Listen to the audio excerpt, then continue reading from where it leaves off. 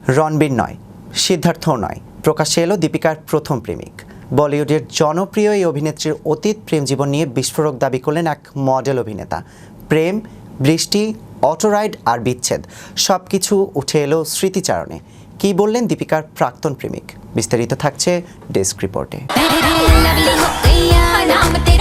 বলিউডের অন্যতম সেরা অভিনেত্রী দীপিকা পাডুকোনের জীবনকে ঘিরে রয়েছে একাধিক চর্চা। তার জীবন থেকে ব্যক্তিগত জীবন পর্যন্ত বারবার সংবাদ শিরোনামে উঠে এসেছে।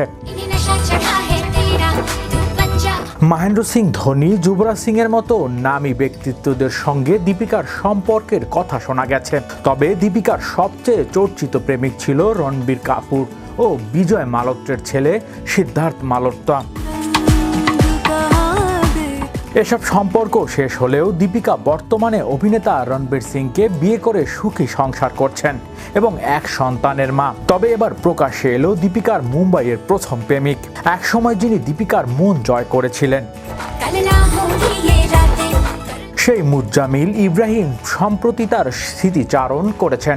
মুজাম্মিল, যিনি বিগত শতকের সুপারহিট মডেল এবং একাধিক জনপ্রিয় মিউজিক ভিডিও এবং ধারাবাহিকে কাজ করেছেন, দীপিকার প্রথম প্রেমিক হিসেবে প্রকাশ্যে আসেন তিনি।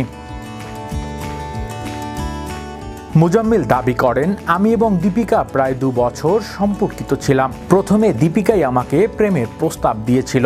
আমরা মুম্বাইয়ে বৃষ্টিতে ভিজেছি, প্রেম করেছি। অনেক আনন্দের স্মৃতিচারণ রয়েছে সেই সময়ে।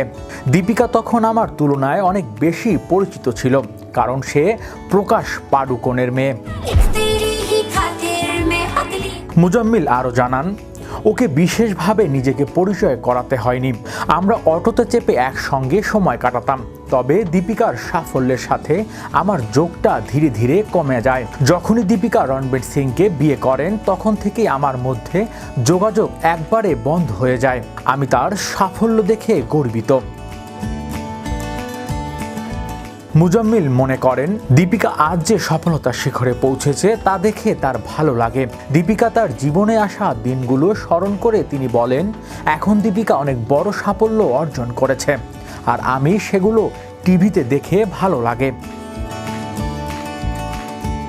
দীপিকার এই প্রথম প্রেমের স্মৃতি এখন মুজাম্মিলের কাছে শুধুই একটি সুখকর অতীত হয়ে রয়েছে।